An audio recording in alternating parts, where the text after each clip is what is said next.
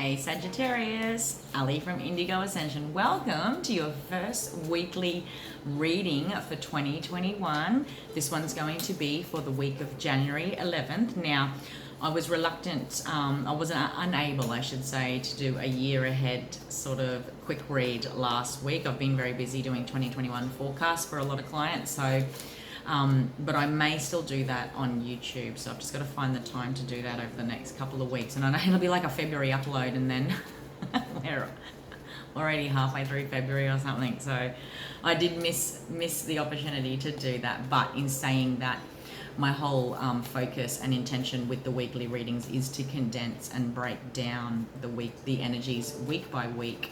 It helps us sort of deeply integrate the wisdoms of those planetary energy essences in simplified ways. Okay, so again, a lot happening in the skies for the first 2 months of this year. 2021, as a general rule of thumb, is air predominant. Okay, we are working with the mind. So have you made your mind your friend? How have you pushed it to its limits and worked with untapped potential, shifted deep cognitive dissonance and beliefs? You know, that's the opportunity that is presented. And it's certainly, you know, last year was a bottleneck year. It was at a crossroads year. What will be happening across the collective into the coming 5 years is that, and in very human ways, yeah? Last year was a deeply transformative year. Did everyone take advantage of that? Not necessarily, perhaps. Maybe we dabbled. And certainly, you know, cognitive dissonance is a very real thing. So when we come up to awareness with deep subconscious stuff, we're not about to jump down that rabbit hole straight away. It can take a while to sort of explore and integrate and then put into practice, and then back we go to the wisdom classroom and whatever the case may be. So deep transformation, especially when it comes to soul healing, can take quite a long time. Hence the role of ascension is to ascend us ever after into higher versions of self. Yeah, it's that continual shedding of the onion layer. But many in the collective can certainly look back at themselves this time last year and see how a lot of things have shifted within the way in which you hold space for emotions, the way in which you perceive your opportunities, your past, and the goals you have perhaps created for yourself as well this year. Now, last week we came out of Mars moving into Taurus and Venus moved into Capricorn. This week we've got a new moon in Cap, but it conjuncts Pluto. Okay, it's taking up a position in the skies that rules your 12th house. So 12th house energies is deeply transformative. We're working with the subconscious. We're working with, you know, the voice of wisdom. We're working with anything that is hidden, those aha moments.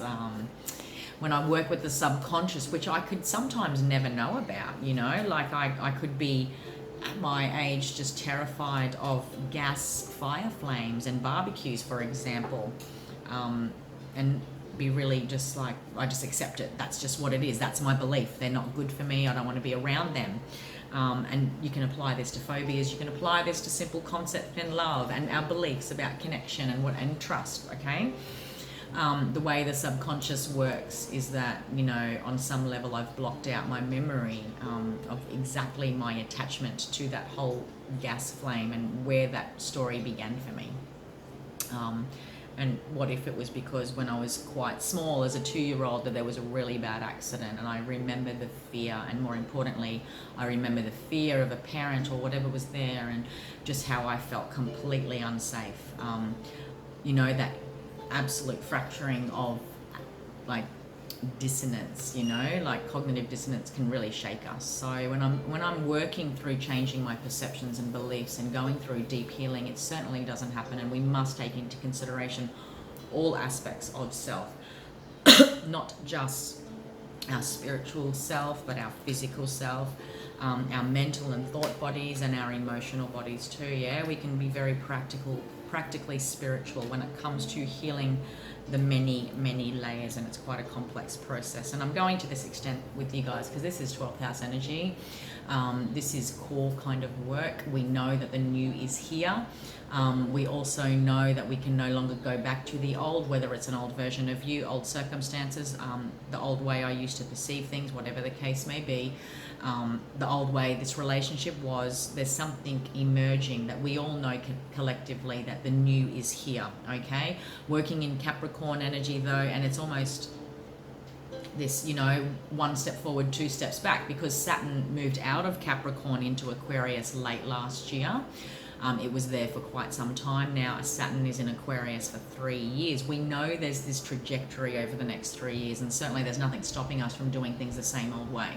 But we're going to notice this condense going against the grain if we do so. So hence, we're going to feel this inner frustration. That's the collective energy at the moment. There's a lot of Uranus and Saturn squares. There's Mars squares as well, okay, with Jupiter. So that's expanding and contracting at the same time. When Pluto is conjunct the new moon in Capricorn, we are definitely dealing with our deeper intuitive knowing about this shadow masculine energy that drives us or has impacted our life, our perceptions. We see this energy definitely rolling out across the globe. You know, it's this this shallow attachment to material success, winning at all costs, that power and dominance over others, to seek power. Again, hence everything last year was about power versus empowerment, to shift us out of the shadow masculine energy to work with divine masculine light energy. So many people did a lot of deep work last year, but certainly in many ways 2021 will still be a deep healing integration year for others too. All right, in your 12th house, it really is about getting to the core of that thing, Saggy. Whatever it was last year that became, you know, that came into your awareness. You experienced a lot of Capricorn energy, which does rule your 12th. Now, you know, in many ways, it's deeply connecting more into the subconscious influences, higher knowing. What do you know on deeper levels that need to be brought into the conscious? And it's this deeper wisdom that we know that needs to be applied, okay? So take it however it resonates. The 12th house also rules any secret enemies, seclusion, feeling like we need to seclude, go into hermit mode, to discover hidden matters, clandestine relationships, hidden relationship dynamics. Take it however it resonates, okay? So that dark masculine energy can play out in many ways, male or female. Okay, it is the way in which we work with dominance, power, control, even in, what is it called when it's not direct, passive aggressive ways. Okay, so being aware of how that energy works and filters within us, within our connections, and truly what we're all wanting is authenticity, because it is a whole new world. It is a whole new energy platform. Aquarius energy is very, very different to Capricorn energy. Okay, there is a new kind of way to experience Capricorn energy, which rules the 10th house, which is connected to Saturn, structures and boundaries. Underneath the card, underneath the deck, you have the health card, my dear. This could literally impact your health. It is time to focus on physical, emotional, mental, spiritual, energetic health. It is time to focus on the environment and asking myself, is it healthy for me? I will honor the physical vessel that enshrines my soul. You also have the doubt card, you have the peace card, and the purpose card. I am definitely connecting into Sagittarians that by going within, okay, maybe it gets triggered by doubt. Maybe you're doubting the path ahead, and so it's time to go back to the drawing board in many ways. There's this invitation into deepening your experience and wisdom integration from something around last September is what I do want to say, because underneath the tarot deck you've got the Nine of Swords. There's something here you're carrying on your own within the mind. You're feeling alone. The Nine of Swords energy, I do want to state that there's something about the Eight of Swords that is self-inflicted to the point we carry it. It is now affecting my health. There's something here about your beliefs, okay, that might be impacting your health, your sleep, creating insomnia. Take it however it resonates. The doubt card talks about I release the need to know all the answers, trying to control the timeline, that sort of thing. The peace card talks about I am a being of love and I release all negative energy. The purpose card talks about I know what I am here to do. So I feel I'm connecting to many Sagittarians that will withdraw perhaps during these energies in order to come to a deepening of understanding. The Magician card is at play. So 2 is the 5 of Pentacles and the 0 card. All right, look, At the center of it all, there is this fear of loss. What are you afraid to start, manifest, call in, take charge? Because there's this fear of loss. Are you still holding on to a sense of loss, thoughts about loss, thoughts like a lack mentality, which is ultimately getting in the way of peace? Okay, there was a purpose to this thing, to this experience, to this wisdom journey to integrate this deeper knowing. All right, there's something here about doubting your abilities to call forward that which you truly desire. Okay, there's something here that's blocking your manifestation. Okay, it's going to sit within the mind, is what I do want to say. It's time to get practical, okay, in order to really look at these death and rebirth themes around abundance. Okay, it could literally apply to money, career, marriage, but there's a partnership here. Okay, there's a beginning that needs to happen, and working successfully in partnership are also themes that may be happening. If you are going through some sense of feeling abandoned, feeling left out, like I want you to know that you have, it has been called forward for a reason. Okay, there is a purpose to this thing, because there's a new beginning coming up, and where it leads you, okay, is not where you thought you would be, and in good ways, Saggy. Alrighty, there's a lot of positive stuff ahead, but I feel this need to go to temple energy here, as far as really looking at how lack mentality can hinder my active choice to make a start, is what's required.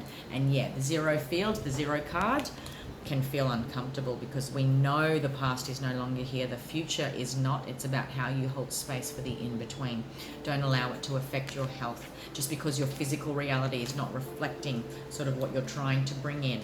Okay, what's going to bring it in faster is coming to some peaceful resolution about a former loss, a fear of loss, okay, which is ultimately creating a lack mentality within. 5 is the number that we're working, the number vibration we are working with this year in 2021. It's about innovation, change, expansion, travel, movement, okay? So we've set foundations in some way last year. Now we need to expand, okay? I'll leave that with you. Hope you got something out of that. If you would like your own personal reading, you can do so by booking through the Indigo Ascension shop, or if you'd like your unique 2021 forecast, you can do that by ordering at the link above to discover more about the astrological impacts, opportunities that you have for the year ahead. It's an hour-and-a-half video, Saggy. I've loved doing them for so many clients already. Hope you'd like to, maybe you would like to experience that too. So have an amazing week. I'll see you next time.